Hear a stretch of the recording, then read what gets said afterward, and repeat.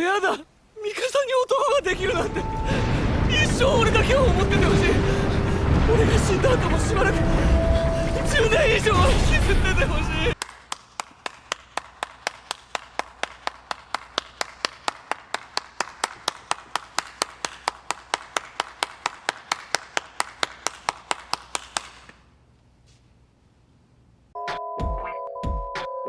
Hi, how are you? I loved Attack on Titan, but this colossal train wreck of an ending has fallen so hard on its face, it's giving Game of Thrones a run for their money. The fan base is split, clearly in denial, so I felt compelled to give my 2 cents. But first, let's get this out of the way.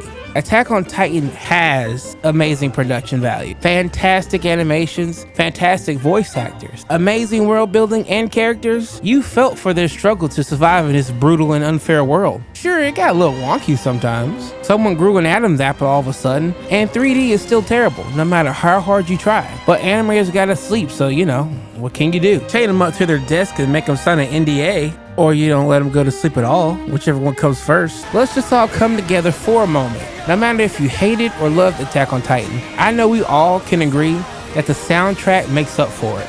This fucking soundtrack will be remembered in our hearts forever. Honestly, I don't even think the show would have been this glorious without it.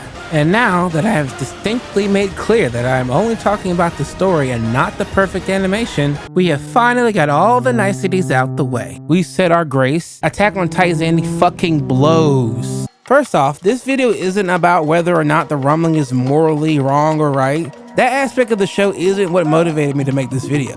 The show desperately wants there to be this debate between morality and war, and how it turns people into monsters. How much of yourself are you willing to sacrifice to achieve your goals? I'll be honest, I love the idea of a character slowly turning into a villain, going against forces that were way beyond them. They did what they had to do to keep their people safe.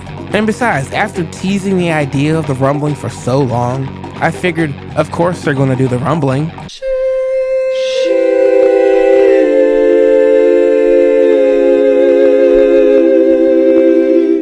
Get rumble, stay humble.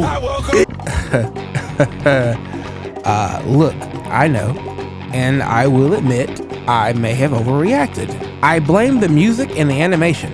The moment just swept me up and I was like, wow, all this is some fucked up shit, but yes, I know my soul's in question, but it's not real. I would never co-sign something like this in real life. You and I both know where you going. God, please! But my mans, are we just gonna not talk about how the execution was complete ass? We lost friends, loved ones, just for an outcome that changed nothing. Nothing was accomplished. In fact, they're even worse than they were before. Characters and things that were built up for 88 episodes just gets completely abandoned and contradicted within one. And yes, I finally read the manga. You're welcome. I'm going to have to put on my fucking double seeing glasses because I can't even begin to see the amount of bullshit. Despite all these glaring flaws and nonsensical logic on display, a lot of apologists and ending defenders don't like to admit the clusterfuck surrounding the rumbling. The steps we had to take to get on this path, even getting to 2,000 years in the future and the inception of the Founding Titan, took so much mental gymnastics that it would have won gold in the Olympics. So today, I'm going to explain why everyone hates Attack on Titan's ending.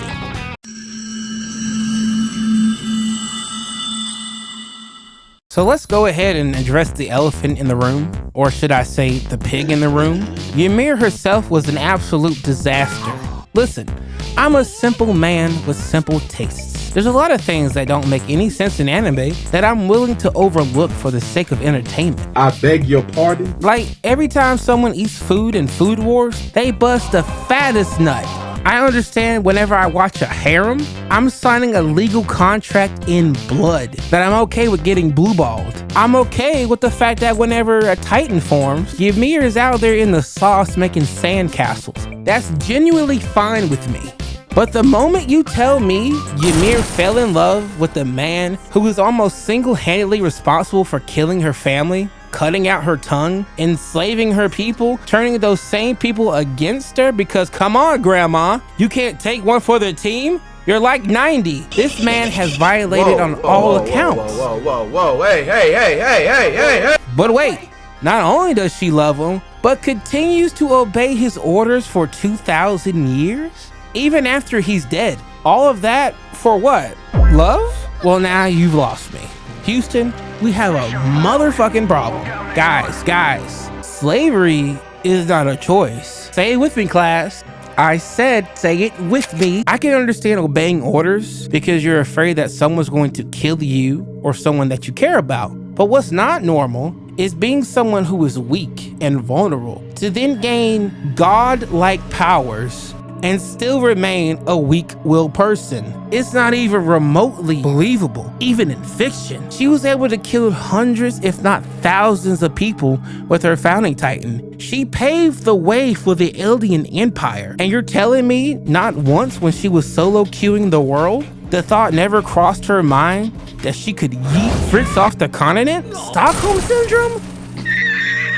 This is pillaging. This is enjoying the spoils of war. This is booty taking. And there's no shot of romance whatsoever. Ymir was a normal girl. She wasn't always a mentally damaged mute that clung to any form of affection. I don't know about you guys, but I would have been plotting every day. And when the time came, when Fritz was taken out of the picture, I'm taking over this bitch. I'm in charge. Who's gonna stop me, 100-foot tall titan? Ymir should have been on her Vinland Saga shit. But because Ymir is such a wet 2x4 of a character, hell, she's not even a character. She's just a 2-ton wet bag of cement called a plot device. Her only existence is to keep the story intact, so we can have an episode called To You in 2,000 years instead of To Me 2 months from now. The curse itself is just Ymir giving up. She just decided to die because she wasn't happy with her life. She knew Fritz was using her. She abandoned her kids to suffer the same fate she did, being forced to eat and get eaten by their children, which I guess she didn't have much to say about. Sorry kids, your dictator of a father that never talked to you gets top priority over my internal soul. Nothing about Ymir is genuine. As much as the show really wants me to feel sorry for her, which I did at first, there was nothing she could have done. Warriors showing up taking over a small village was probably common, and some dainty woman who's not even 100 pounds soaking wet wasn't going to fight them off. But this ain't Vinland Saga. This isn't real history. It's Attack on Titan, where motherfuckers turn into 70-meter tall mountains. Mind you, this is a time period of swords and shields, spears and axes. At bare minimum, they have a cannon. After the people chasing Ymir ran away shitting their fucking pants because a monster the size of a fucking mountain appeared out of nowhere with no tongue and a skull for a face, she just gets out of her titan, walks back towards the camp that everyone was just trying to kill her because Ymir has a slave mentality? I guess she knew we had an 89-part series to film, so she conveniently obeyed for 2,000 years. Are you guys gonna tell me instead of the paths, this is actually Stockholm Syndrome powers? How about no, you crazy Dutch bastard? If Ymir was an actual character that Gams gave 2 fucks about, and not just there for sympathy bait, she would have completely broken the Attack on Titan narrative. So her having a slave mentality is just another word for we didn't plan this plot point out all the way and can't go too far with it without fucking everything up. But the worst offense of this character is yet to come, so let's just put a pin in that.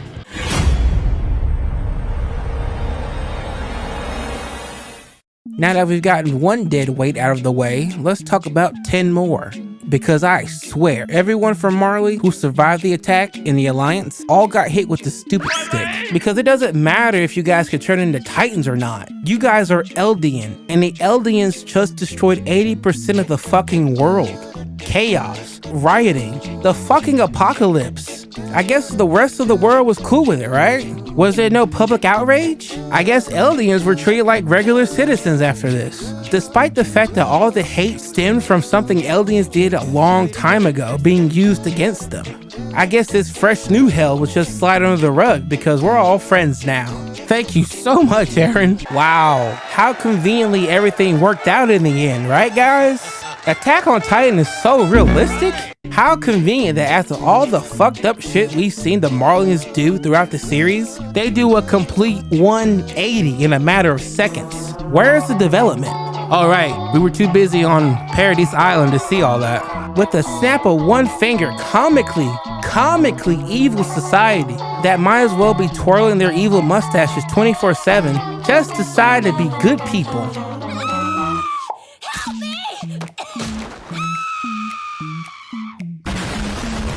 One Marleyan shows up and is like, "We brought this all on ourselves. If somehow we survive this calamity, we will become a more peaceful and more understanding society for the children." Like, bro, where were you at, conveniently white-haired Marleyan man, when little Wishbone over here was snapping Faye Yeager's neck? But none of them are comprehending the real situation right now. The cycle of hatred is a cycle that the show proudly states can't be broken. So why wouldn't any of these men just start blasting after realizing their enemy can't turn into 50-foot tall monsters anymore? All the rumbling did was just make 1,000 more other small errands. Eren, more than anyone, should know, if he doesn't kill everyone now, they will get revenge.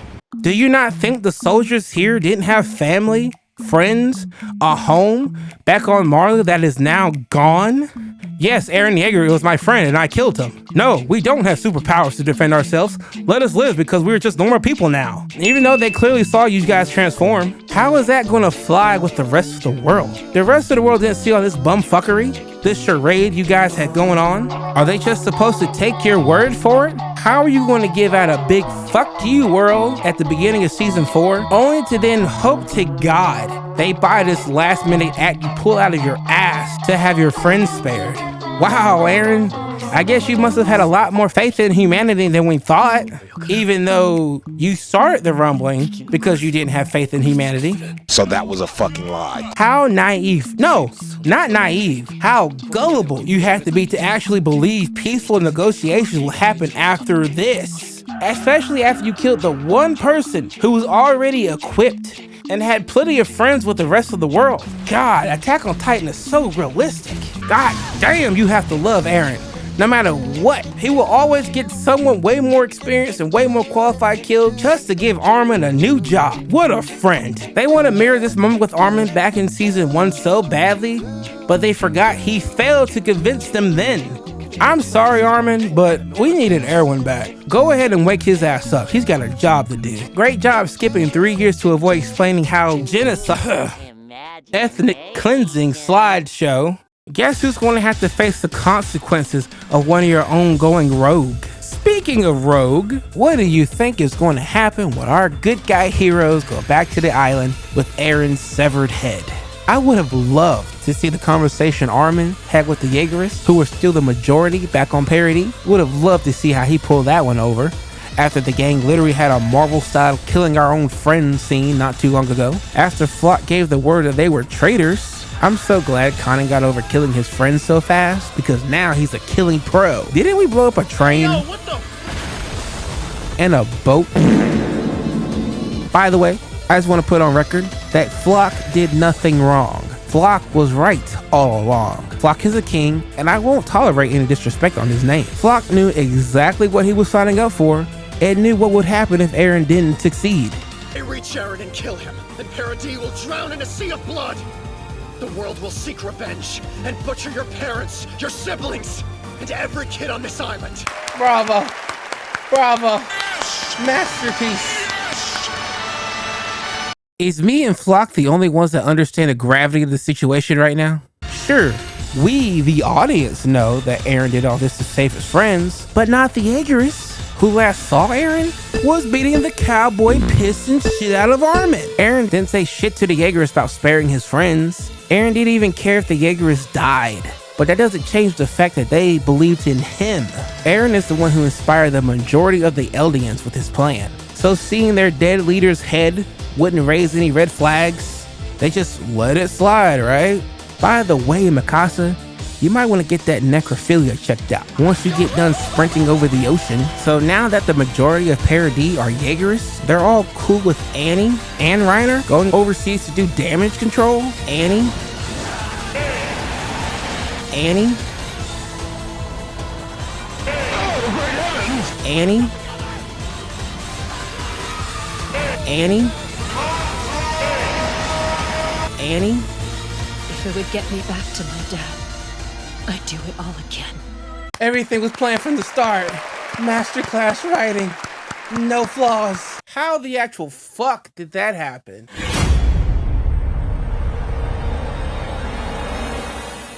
Everyone wants to say how Eren is so deep, so nuanced, so complex. Everyone was making their Eren's playing 4D chess while everyone else was playing checkers, bandwagon videos everywhere.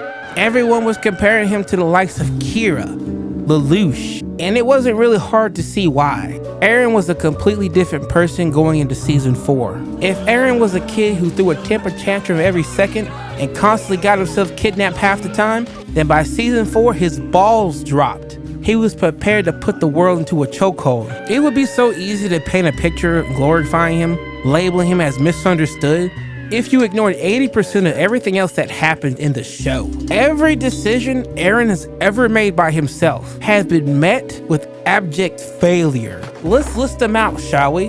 First one being letting Bertolt live, but killing your mother.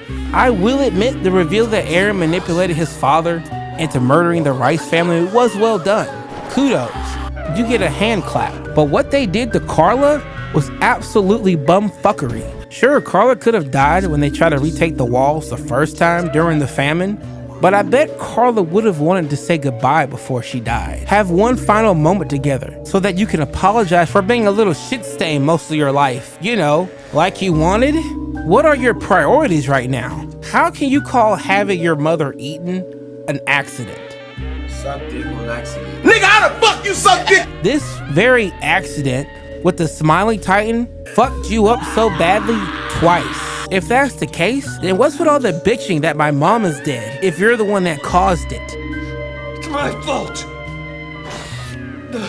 The truth is, your mother was eaten by a Titan because of me. You was able to give Grisha demands on who to kill and not to kill when it came to the Rice family. You telling me you couldn't coordinate any plan that would get her out of the house before a massive boulder hit her in the face? Why not have Grisha tell Keith fucking Chavez, who would have gladly gotten eaten for your mom if she agreed to breathe in his general direction? I'm just saying, make it make sense. Bertolt is the reason why Armin became a burnt Rice Krispie treat that was then dipped in tar, right?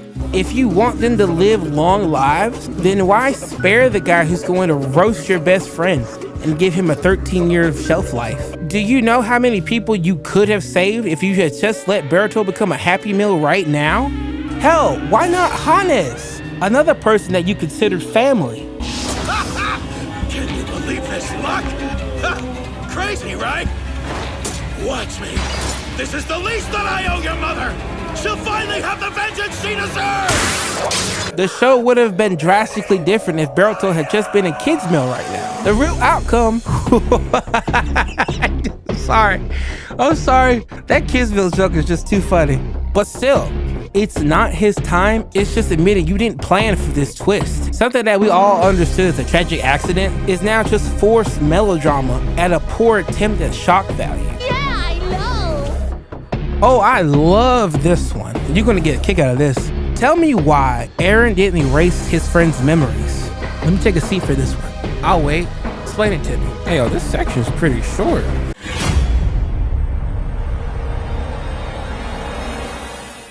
I have been revising and re-editing this part of the video so many times because I kept asking myself the same questions. Why didn't Eren do this? Why didn't Eren do that? I was doing so much Eren blaming, but not enough Eren understanding. Because nothing I've said so far is unbelievable or even out of Eren's character. Even if you say no, Eren wants to kill and never wanted peace. That's fine and dandy, but it wouldn't have taken a rocket science to achieve 100%. Like everyone keeps saying, if Eren wanted to, he could have just taken their powers. But now I understand clearly that this isn't Eren's fault. No. It's Isayama's fault. To answer my own question, why didn't Eren erase his friend's memories? The answer's simple. It's because he wasn't allowed to. He's no longer allowed to make the most basic, fundamental decisions that even a monkey would do on its own. All this time, I believed Eren was the one who started this story. Well, old Isayama, that mad lad, he had one more trick up his sleeve. Someone was pulling the strings from the beginning. Why wouldn't you do 100%? Because Ymir wanted Mikasa to be there. So instead of doing what made the most logical sense and trample over everyone so you wouldn't have to worry about the blowback, we decided to go with love, I guess. Ymir wanted this. Ymir is the cause of this. Ymir is the antagonist of the story and Mikasa is the protagonist. All of this played out just like she wanted from the beginning, since season 4. Because once she is introduced into the story, Eren was no longer relevant to the story. Yes, my man became a plot device. Eren was never actually a character. He was just a plot device since the moment he was born, and we should have never invested or cared about him because in the end, he's not important to the story at all. But if this is true, then everything was just a facade. You've just been misleading everyone on purpose. Let's give Eren a round of applause for the best poker face I've ever seen in my entire life.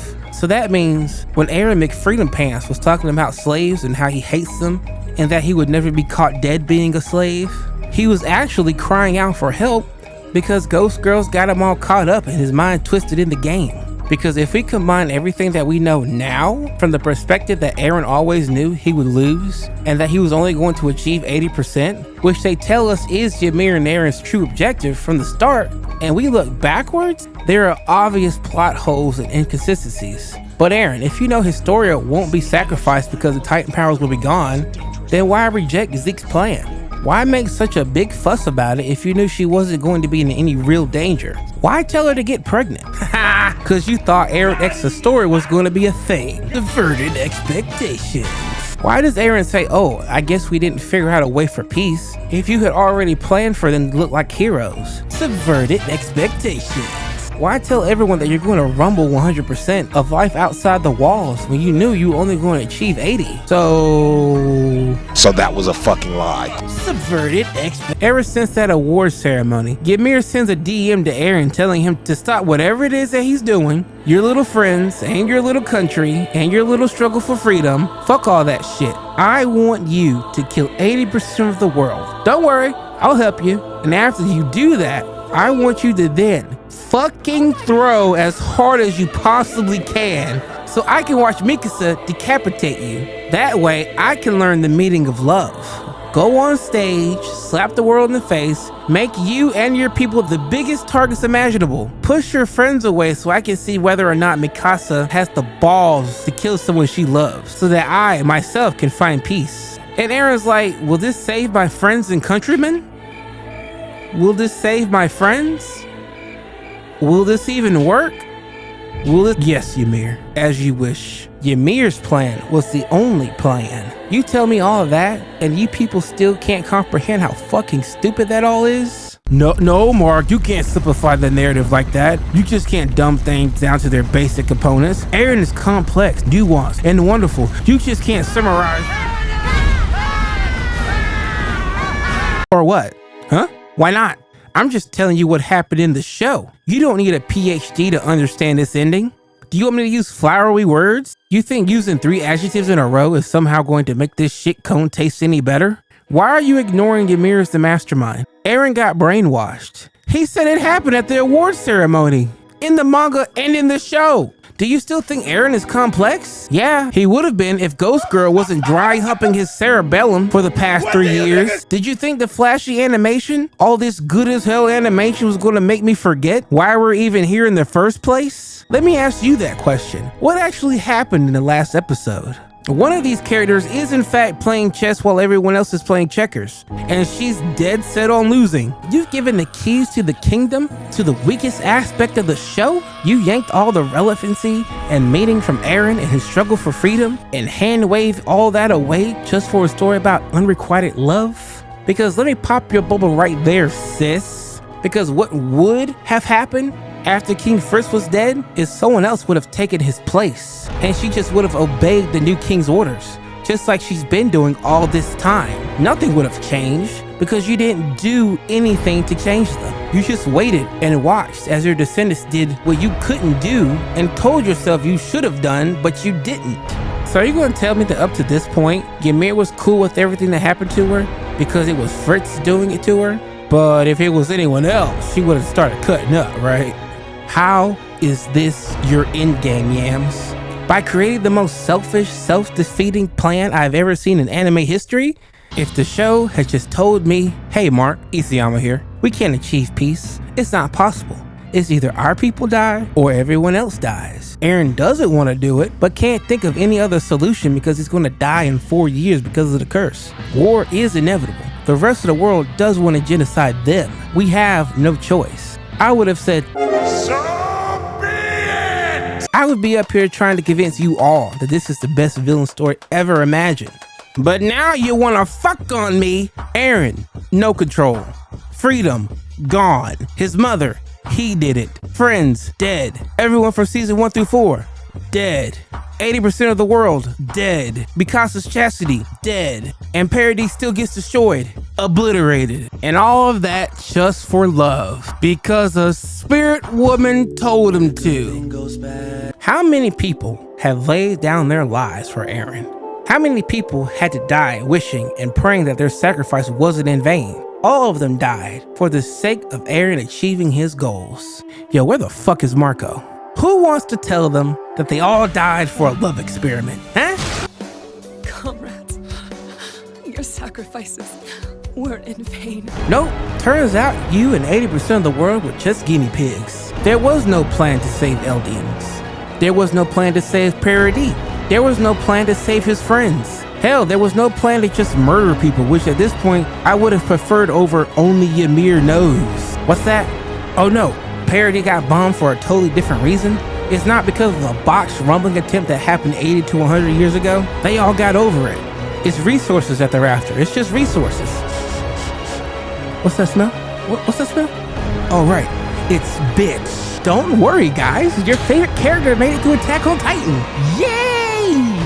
Yeah. But their kids and grandkids get fucking vaporized. Armin's like, damn, did you really have to go that far? Did you really have to beat my ass in front of everyone while Mikasa watched and partially helped for no goddamn reason because what you told her was a flat out lie? But fuck me, right? And Eren's like, yeah man, sorry about that. I kind of forgot what the point of all this was and just kind of went with the flow. I wasn't really trying to kill you guys. I had all those titans you faced set on non-lethal because I wanted to trick the audience at home into thinking we were actually fighting. But I wanted it to look convincing, so I let them eat Levi's leg. Otherwise, there will be no chance in hell that you guys would have survived this bombardment of titans. Also, my dad and Kruger helped out for some reason. Not too sure if Ymir was handicapping herself or not, or she was playing along too. You would have had to have plot armor thicker than Reiner's asshole to survive this. But hey, it made for some good TV, huh? Thank you, Eren, for becoming a mass murderer for our sake. Armin, were you not listening to what I just said? I didn't do all this for your sake. I didn't even know if you guys were gonna live or die. I just did this to appease Ghost Girl because she told me to, because love, I guess. So what's the takeaway here? What's the moral? Is it that if you're in a toxic relationship, they're putting their hands, bows, and arrows on you for no other reason than to control you, you should just do nothing and pray that one day they have a heart attack? You should wish for them to die in a car wreck on their way to work. So when they do die, you can mourn them for the rest of your life because you're absolutely free now. You're free. Get married, have some kids, cuck your husband because they can never feel the emptiness inside your heart. And when you die, get buried next to them. Or is that less than nihilism? People can't change. You should just accept your fate because nothing matters. You're a slave to your actions and you should just be happy breathing. The Eren that's going to keep moving forward. The Eren that's trying to save his friends and country. The Eren that wants to get rid of the Titans. That determined Eren we all put our hopes in. You know, that one from like 6 or 7 months ago. Man, what happened to him? Where did he go? Oh, right. That was never the real Eren. Because this is the real Eren. Eren's back, baby. Yes. It doesn't matter what flavor of Eren Yeager, Jimmy, or John. We all still end up with this Eren. The one that got brainwashed by Ymir. And still doesn't know that he got brainwashed by Ymir. Ending defenders. You're just defending blatant lies and half-assed plot threads. AoE stands that thought the manga ending was bad on purpose so that Isayama could make the anime ending the real ending. How did that work out for you? Give up on your dream and charge to your death. Lead those crying children straight to hell. So I'm just gonna do what every other Game of Thrones fans does. So whenever the urge hits me to rewatch Attack on Titan, I'm gonna watch it up till season 3 and just stop. I can't help but pick apart other poor decisions from the previous seasons. Like, what genius, what 500 IQ bastard thought sending 12-year-old kids over to another country to exterminate the population with no support from adults would be a fantastic idea? Why wouldn't you give the powers to more older and mature adults so they don't fuck it up? It's just, whatever. I'm out of here, man. Peace.